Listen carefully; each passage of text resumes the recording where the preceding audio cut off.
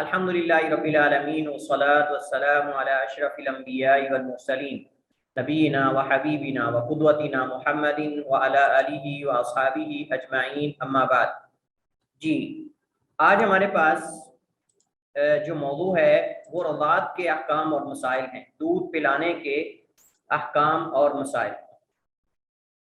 اختصار کے ساتھ گزشتہ سمیسٹر میں اس کے جو بنیادی احکام اس کی طرح میں نے اشارہ کیا تھا، اور ہم نے رضاعی رشتے بھی پڑھے تھے کہ رضاعی رشتے جو ہیں کون کون سے ہیں جو حرام ہیں، لیکن نتیجہ بالکل جو ہے وہ کوئی واضح نہیں تھا۔ آپ لوگوں کو باوجود بتانے کے تقریباً میرے خیال میں ماسوائے ایک دو کے کسی نے جواب نہیں دیا اس کا، کیونکہ باقاعدہ لکھا ہوا موجود نہیں تھا۔ چلیے خیر، تو کتاب کی ترتیب کے اندر اس کا جو اس کی جگہ ہے یا اس کی مناسبت وہ یہاں ہی ہے، نان و نفقہ کے بعد رضاعت کے احکام اور مسائل، یعنی دودھ پلانے کا بیان۔ تو مصنف نے یہاں امام شوکانی رحمہ اللہ تعالیٰ نے جو ذکر کیا ہے وہ یہ ہے، کہتے ہیں انما یثبت حکمہ بخمس رضاعات، انما یثبت حکمہ بخمس رضاعات، کہ رضاعت کا حکم صرف 5 مرتبہ دودھ پلانے کے ساتھ ثابت ہوتا ہے، یعنی اس کے اندر کم از کم 5 دفعہ بچے نے دودھ پیا ہو۔ اس کے احکام انشاءاللہ آگے آ رہے ہیں تفصیل کے ساتھ۔ تو سب سے پہلے یہاں شارح نے رضاعت کی تعریف کی ہے کہ رضاعت کسے کہتے ہیں، اور اس کی تعریف اور ڈیفینیشن کیا کہتے ہیں۔ لغوی وضاحت، لفظ رضاع یہ رضاعتن سے رضیع و رضع دونوں طرح ہے، رضیع و رضع دونوں طرح استعمال ہوتا ہے۔ باب سمیع یسمع اور فتح یفتح اور ضرب یضرب، ضرب یضرب، فتح یفتح، سمیع یسمع، یعنی سمیع سے پڑھیں گے تو پھر ہوگا رضیع یرضع، فتح یفتح پڑھیں گے تو پھر ہوگا یہ رضع یرضع، اور ضرب یضرب سے پڑھیں گے تو پھر ہوگا رضع یرضع، رضع یرضع، یضرب یرضع۔ تو تینوں ابواب سے یہ آتا ہے۔ دوسرے لفظوں میں آپ جیسے بھی پڑھو گے غلط نہیں ہوگا، دوسرے لفظوں میں آپ جیسے بھی پڑھو گے غلط نہیں ہوگا، یہ موٹا موٹا قاعدہ ہے۔ اس سے یہ مصدر ہے رضاعت، رضاعت۔ تو اس کا معنی کیا ہے؟ دودھ پینا، اس کا معنی ہے دودھ پینا۔ اور اگر اس کو باب افعال میں لے جانا ہو، متعدی کرنا ہو، کسی دوسرے سے دودھ پلوانا یا دودھ پلانا کسی دوسرے کو، تو پھر ارضع یرضع، ارضاء باب افعال سے لائیں گے۔ جیسے اکرم یکرم، اکرام ہے نا، اکرم یکرم اکرام، کسی دوسرے کو عزت دینا، تو پھر اس کو باب افعال سے لایا جاتا ہے، پھر باب افعال سے لایا جاتا ہے۔ تو اس کا مطلب یہ ہوگا پھر کہ ارضع یرضع، ارضعہ یرضعہ ارضاء، اس نے اسے دودھ پلایا، وہ اسے دودھ پلاتی ہے، دودھ پلانا، تو پھر یہ ہوگا۔ تو باب اکرم یکرم سے آئے گا، باب اکرم یکرم، ارضع یرضع ارضاء اکرام۔ تو یہ اس کی لغوی وضاحت ہے۔ یعنی ہم نے کہا کہ اگر لازم ہو، باب لازم ہو، جیسے سمیع یسمع، فتح یفتح اور ضرب یضرب سے، تو پھر اس کا معنی ہوگا دودھ پینا، یعنی خود یہ کام کرنا، دودھ پینا بچے کا۔ اور اگر کسی دوسرے کو پلانا مقصود ہو تو پھر ہم باب فعال سے لائیں گے ارضع یرضع، جس کا معنی ہوتا ہے دودھ پلانا کسی دوسرے کو۔ اصطلاحی تعریف، جس کی اصطلاحی اعتبار سے عورت کے پستان سے بچے کا مخصوص وقت میں چوس کر دودھ پینا، یہ جو بچے کا دودھ پینے کا طریقہ ہوتا ہے اس کو یہاں ذکر کیا گیا ہے۔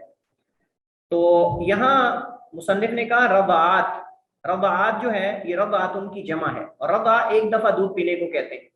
رضع جیسے ہوتا ہے نا ضربہ، ضربہ کی جمع ضربات ہے نا، ضربۃ ایک دفعہ مارنا اور ضربات ایک سے زائد دفعہ مارنا، تو اسی طرح رضعات ایک دفعہ پینا اور رضعات ایک سے زائد بار پینا، تو اسی سے یہ ماخوذ ہے۔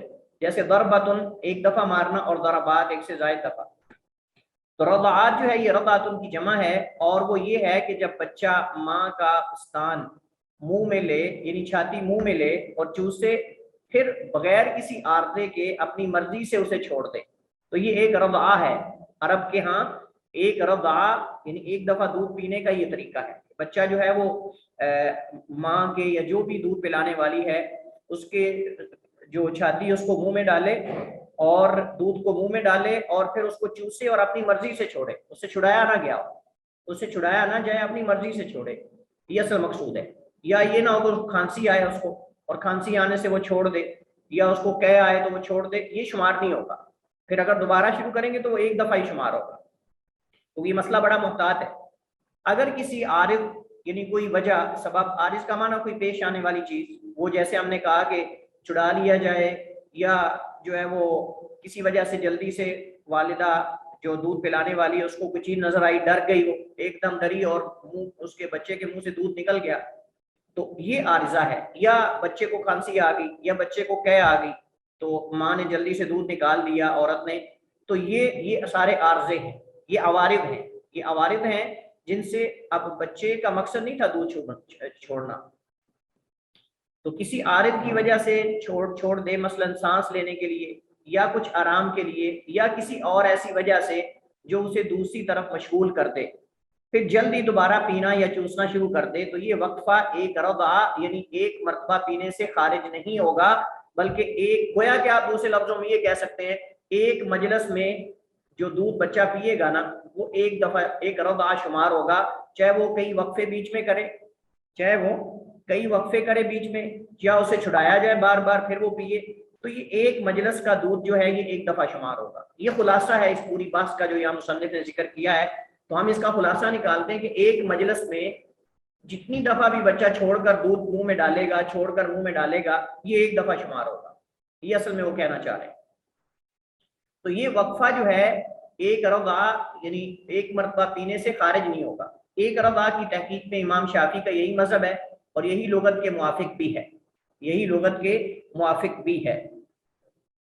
حضرت عائشہ رضی اللہ تعالیٰ عنہ سے مروی ہے، اب یہاں وضاحت کر رہے ہیں اس دوسرے جملے کی کہ 5 بار دودھ پلانے سے رضاعت ثابت ہوتی ہے، وقفے سے یعنی مختلف مجالس میں 5 دفعہ دودھ پلانے سے رضاعت ثابت ہوتی ہے۔ اس کی دلیل کیا ہے؟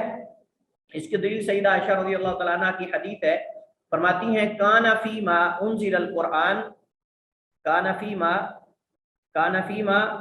انزل القرآن او انزل القرآن اشر رضعات معلومات یحرمنا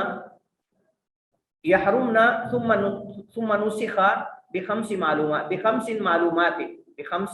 معلومات او یحرمنا او یحرمنا۔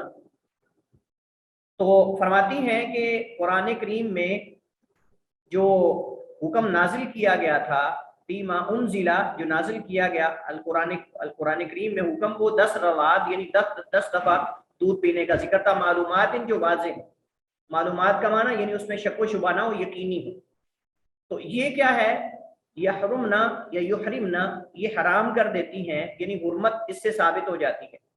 ثم نسخہ، پھر منسوخ کر دیا گیا یہ حکم، بخمس معلومات، 5 واضح یقینی 5 مرتبہ دودھ پینے سے۔ پہلے 10 دفعہ کا ذکر تھا، پھر اس کو منسوخ کر کے 5 تک کر دیا گیا، یعنی 5 بار اگر واضح طور پر بچہ دودھ پی لیتا ہے 5 مرتبہ تو اس سے رضاعت ثابت ہو جائے۔ پھر رسول کریم علیہ السلام نے وفات پائی، اس وقت 5 کی تعداد قرآن کریم میں پڑھی جاتی تھی، اس وقت 5 کی تعداد قرآن کریم میں پڑھی جاتی تھی۔ اس حوالے سے سوال یہ ہے کہ عائشہ رضی اللہ تعالی عنہا کا یہ فرمانا کہ جب اللہ کے نبی کی وفات ہوئی اس وقت 5 دفعہ والی جو آیت ہے 5 رضعات والی، یہ پڑھی جاتی تھی، اس کا کیا مطلب ہے؟ کون بتائے گا آپ میں سے؟ سوال یہ کر رہا تھا میں کہ حضرت عائشہ رضی اللہ تعالی عنہا کا یہ فرمانا کہ جب اللہ کے نبی علیہ السلام کی وفات ہوئی تو اس وقت 5 دفعہ رضاعت سے حرمت ثابت ہونے کی جو آیت تھی پڑھی جاتی تھی، اس سے کیا مراد ہے؟ باقاعدہ مستشرقین اس پر اعتراض کرتے ہیں، جو مخالفین ہیں وہ اعتراض کرتے ہیں، کہتے ہیں کہ یہ کیسے ہو سکتا ہے کہ نبی کریم علیہ السلام کے زمانے کے اندر یعنی ایک چیز جو ہے وہ پڑھی جاتی ہو، موجود ہو، اور بعد میں صحابہ نے اس کو نکال دیا۔ ہاں یہ میں نے بتایا تھا آپ لوگوں کو، اس کا جواب میں نے بتایا تھا، لیکن یہ الگ بات ہے کہ آپ کو پتہ نہیں۔ کون بتائے گا آپ میں سے؟ جلدی کریں، جلدی، ٹائم کم ہے آج، ہمارے ہاں نماز جو ہے وہ 7:45 بجے، صرف ہمارے پاس 20 منٹ باقی ہیں، 20 منٹ کی کلاس ہوگی ہماری اس کے بعد، کیونکہ آئندہ سے 7:45 تک ہماری کلاس ہوا کرے گی، 7:45 ہمارے ہاں نماز ہے عشاء کی۔ جی جلدی سے کسی کے پاس ہے جواب؟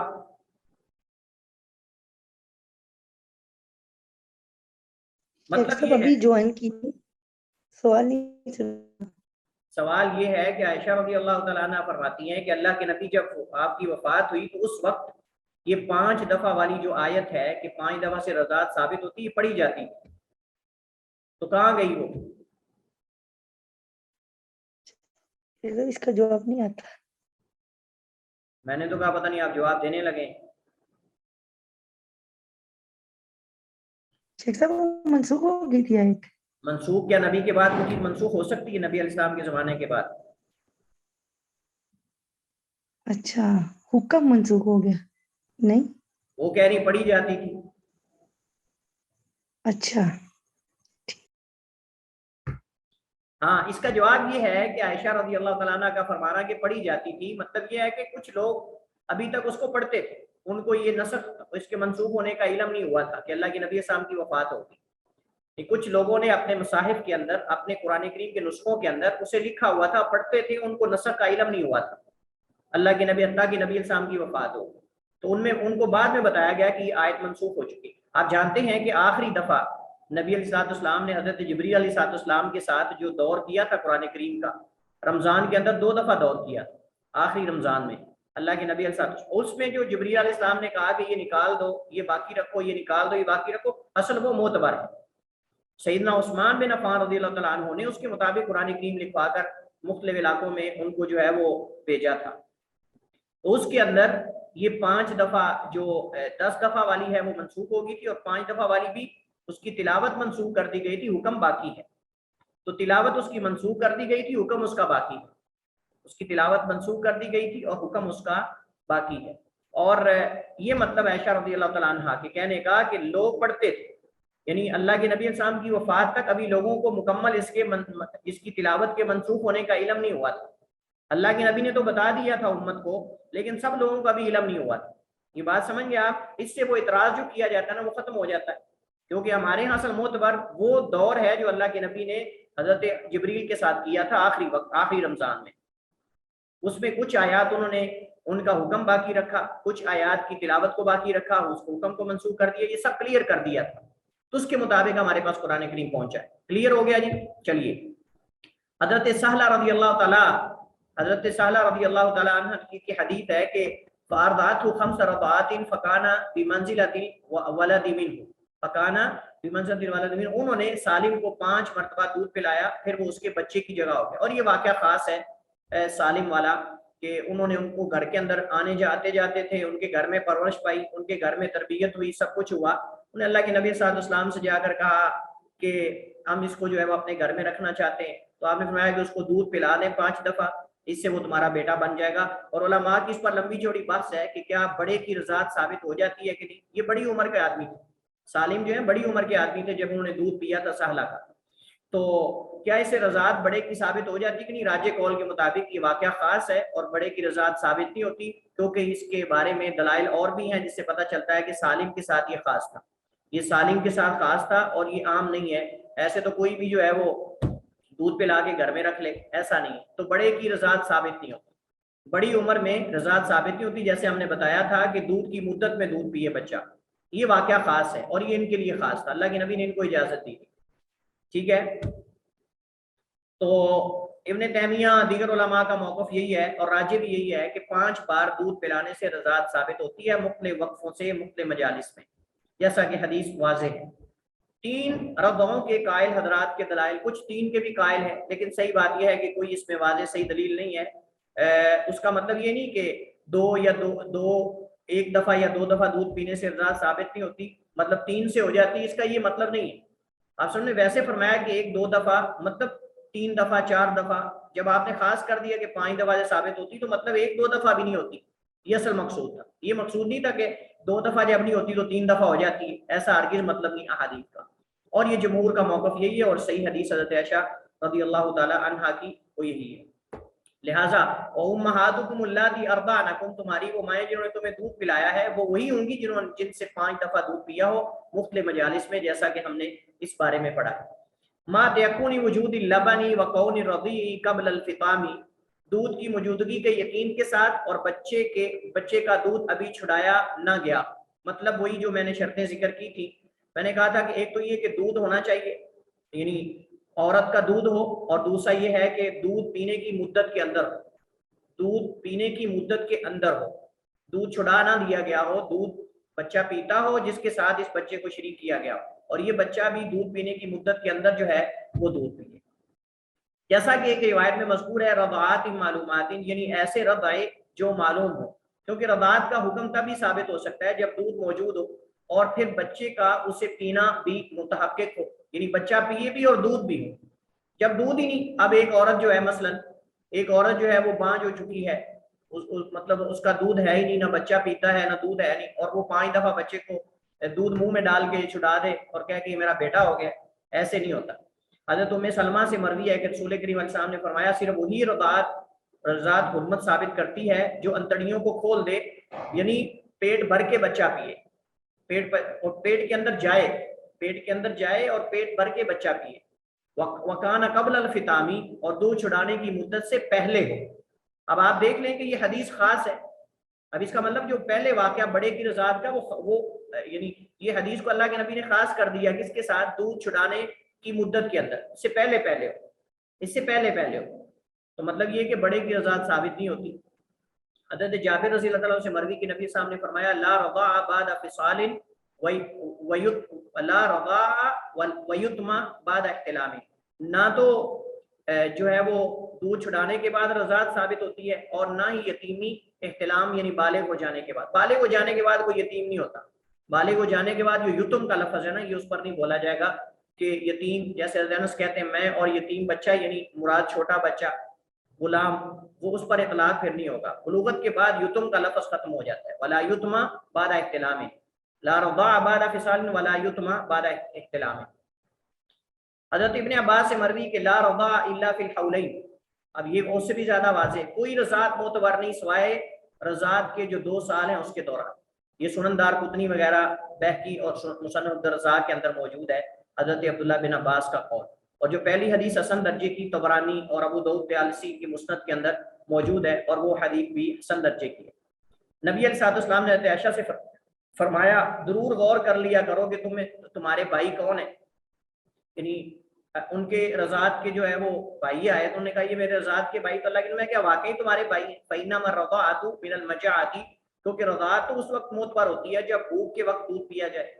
اگرچہ دودھ پلانے کی مدت نص قرآنی یعنی قرآن کریم کی نص حولین کاملین مکمل 2 سال ثابت ہے، لیکن اس کے باوجود اس میں اختلاف کیا گیا ہے. علماء نے اختلاف کیا ہے مدت رضاعت 2 سال ہے یا اس سے زیادہ میں بھی ثابت ہو جاتا ہے. ہم نے کہا کہ راجح قول کے مطابق 2 سال ہی ہے، جیسا کہ قرآن کی نص واضح ہے حولین کاملین 2 سال تک ہے. اس سے زیادہ اگر کوئی پلانا چاہتا ہے تو یہ ایک الگ مسئلہ ہے. کہتے ہیں وَيَحْرُمُ بِهِ مَا يَحْرُمُ بِالنَّسَبِ وَيُقْبَلُ قَوْلُ الْمُرْضِعَةِ، اور اس سے حرام ہو جاتے ہیں وہ رشتے جو نسب سے حرام ہو جاتے ہیں، یعنی 7 رشتے جو نسب کے ہیں نا وہ رضاعت سے بھی حرام ہو جاتے ہیں. اس کی تفصیل ہم پڑھ چکے ہیں کہ وہ کون کون سے آپ کے پاس لکھا موجود ہے، نوٹس کے اندر باقاعدہ اس کی تفصیل موجود ہے. تو رضاعت کی وجہ سے وہ رشتے حرام ہو جاتے ہیں جو نسب کی وجہ سے حرام ہوتے ہیں. اسی اختلاف کی صورت میں دودھ پلانے والی کی بات معتبر ہو، وَيُقْبَلُ قَوْلُ الْمُرْضِعَةِ، دودھ پلانے والی کی بات معتبر ہو. بلکہ ایک صحابی کے بارے میں آتا ہے کہ ایک عورت نے آ کر کہا کہ میں اور تمہاری بیوی دونوں کو میں نے تم کو اور تمہاری بیوی دونوں کو دودھ پلایا. ان کی شادی ہوگی آپس میں. تو ایک عورت نے آ کر دعویٰ کر دیا کہ میں نے تمہیں اور تمہاری بیوی دونوں کو دودھ پلایا، تم تو بھائی ہو رضاعت. تو اللہ کے نبی کے پاس مصر کے علاقے سے فتویٰ لے کر آئے. تو مصر تھا یا غالباً مجھے کنفرم نہیں، بہرحال دور کے علاقے سے وہ صحابی اللہ کے نبی کے پاس آئے اور آ کر کہا کہ اللہ کا رسول یہ عورت نے دعویٰ کیا ہے. فرمایا کہ اس کی بات بالکل ٹھیک ہے، اس کی بات کا اعتبار ہوگا، تم آپس میں جدا ہو جاؤ، تم آپس میں ایک دوسرے سے جدا ہو جاؤ ابھی سے. تو اگر اس کو کہتے ہیں نکاح شبہ، اسے کہتے ہیں نکاح شبہ، یعنی کسی غلطی کی بنیاد پہ، غلط فہمی کی بنیاد پہ نکاح ہو جائے، پتہ نہیں تھا کہ دونوں ایک دوسرے کے لیے محرم ہے، نکاح ہو جائے تو فوراً جدائی کروا دی جائے گی اور اس میں ہونے والے بچے جو ہیں وہ حقیقی بچے شمار ہوں گے، چونکہ یہ نکاح شبہ ہے. نکاح شبہ کے اندر حرام بچے شمار نہیں ہوتے بلکہ حلال بچے شمار ہوتے ہیں. البتہ وہ نکاح توڑ دیا جاتا ہے فوراً.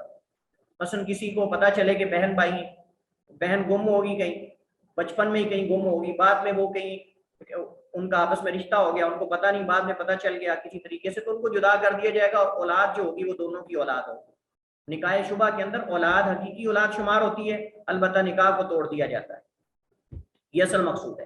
حضرت عائشہ سے مروی کہ نبی علیہ السلام نے فرمایا یحرم من الرضاعۃ ما یحرم من الولادہ، کہ رضاعت سے وہی حرام ہوتے ہیں رشتے جو ولادت سے یعنی نسب سے حرام ہوتے ہیں۔ اس مسئلے کی تفصیل کے لیے کہتے ہیں دیکھیے گزشتہ کتاب النکاح میں حرام رشتوں کا بیان، اور یہ ہم پڑھ چکے ہیں کہ کون کون سے رشتے رضاعت سے حرام ہوتے ہیں۔ حضرت عقبہ بن حارث سے مروی ہے کہ انہوں نے ام یحییٰ بنت ابی احاب رضی اللہ تعالی عنہا سے نکاح کر لیا، تو ایک عورت نے، یہ وہی واقعہ جو میں ذکر کر رہا تھا، ایک عورت آ کر کہنے لگی قد ارضعتکما، میں نے تم دونوں کو دودھ پلایا۔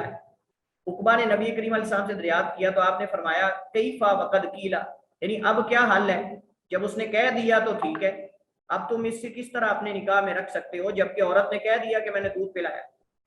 تو اس پر جو ہے وہ عقبہ نے اس عورت کو جدا کر دیا اور اس خاتون نے دوسرے آدمی سے نکاح کر لیا، اور یہی مسئلہ راجح ہے۔ انہوں نے اقوال ذکر کیے ہیں لیکن راجح یہی مسئلہ ہے کہ عورت کی گواہی معتبر ہوگی، یہاں وہ دو گواہوں والی شرط نہیں لگائی جائے گی، جبکہ ابو حنیفہ رحمہ اللہ تعالیٰ کہتے ہیں یہ قرآن کے ظاہر کے خلاف ہے، لہذا دو گواہ کم از کم ہونے چاہیے۔ لیکن ہم نے کہا کہ مسئلہ رضاعت کے اندر اکیلی عورت کی گواہی قبول کی گئی ہے، جیسا کہ نبی کریم علیہ السلام کی صحیح حدیث اس بات پہ شاہد ہے۔